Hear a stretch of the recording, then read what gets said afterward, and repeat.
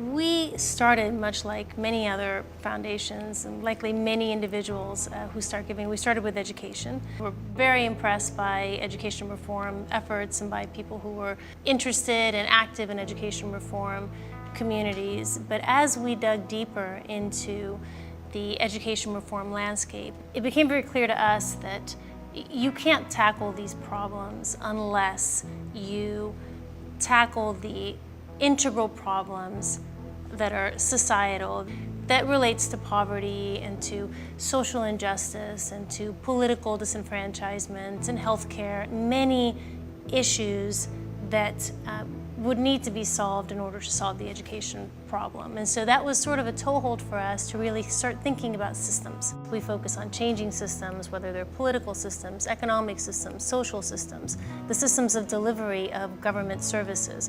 That's what interests us, because in the end, we think that that is how you achieve sustainable reform. I'll use the example of criminal justice. We were attracted to criminal justice because we saw so much inefficiency. Relatively quickly, we concluded that the real opportunity for change for us was in the pretrial justice space. And that means, specifically, the time between the time you are arrested to the time that you are tried. The question then becomes, well, what happens to you as a person who's been arrested between today and the date of your trial, which again could be months and months and months into the future? Now, the short answer to that question we found was that if you have money, you make bail and you leave, and then you may or may not show up months and months later for your trial.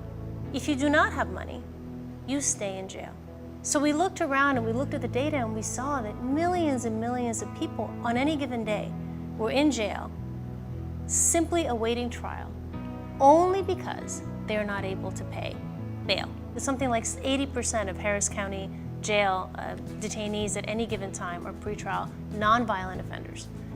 So that seemed to us like a suboptimal outcome, not only because we're ruining people's lives, but because if you take a step back and think about public safety, that's not making us safer. So we set out to create a solution to that. And the solution that we developed was what ultimately became the public safety assessment, which is an evidence-based tool that is used by judges to make those determinations. Which factors are most predictive of the things that we should care about? Failure to appear in court and criminal activity and violence. The value of it is that it takes away a lot of the bias that is implicit in our system, and it does it in a way that is data-focused without regard to race, without regard to employment status, without regard to any of the issues that one might consider triggers in terms of discrimination. I think the key takeaway from the work in the last 8 to 9 years that we've been at this is that the work is really hard. Measuring milestones is hard. Creating impact is hard. It doesn't happen overnight. You have to have the discipline to understand what factors are the highest impact and when. And you have to have the risk tolerance to withstand massive amounts of failure to the extent that they don't advance your cause. So our hope is that we are laying the groundwork for a culture shift and for sustainable change by investing in opportunities that are, that really are transformative.